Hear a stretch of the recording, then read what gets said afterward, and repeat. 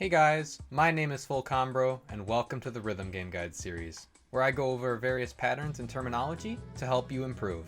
As always, if you're enjoying the series, hit that subscribe button and join my Discord server to hang out with the community. Today I'm going to be teaching you what are long notes in rhythm games. Long notes, or LNs for short, are a type of note that appear in almost all rhythm games, which make you hold down a button for a specific amount of time. LNs can be a hard pattern to learn because there's two parts to each one, the starting note and the body of the long note. In some rhythm games, you have to release the note at the exact time the body of the LN ends, compared to just holding through its duration.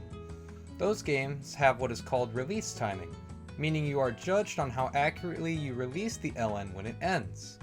The most prominent examples of games that have release timing include Osumania, Robeats, and Quaver. A few examples of games that don't have release timings include FNF, DDR, and Eterna. Transitioning from a game without release timings to a game with them can take quite a while to get used to, so don't worry if you're still struggling. Playing more LN-focused maps will get you more comfortable with the change. Aside from normal LNs, there's three main types of LN patterns, which are shields, reverse shields, and inverse. Let's go into detail about each one. Shields are when a regular note is placed right at the end of an LN in the same column. Reverse shields, on the other hand, are very similar to regular shields, with the only difference being that the regular note comes before the LN. Both of the shield patterns are pretty easy to understand and execute. They can be found in low-level charts and up, and are pretty common in Osumania.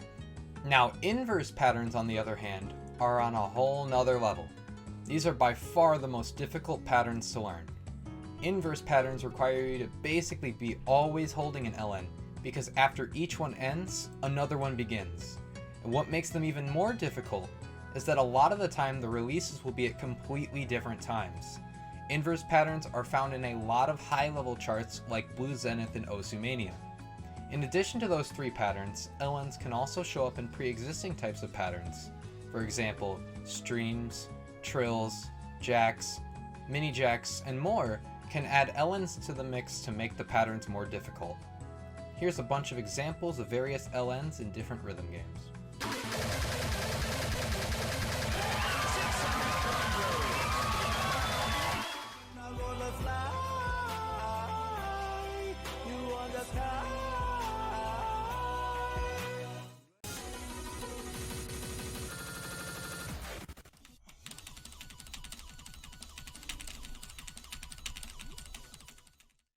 LNs can be one of the trickiest patterns to learn for some people. Don't be afraid to play much lower rated songs than what your comfortable difficulty range is to practice them.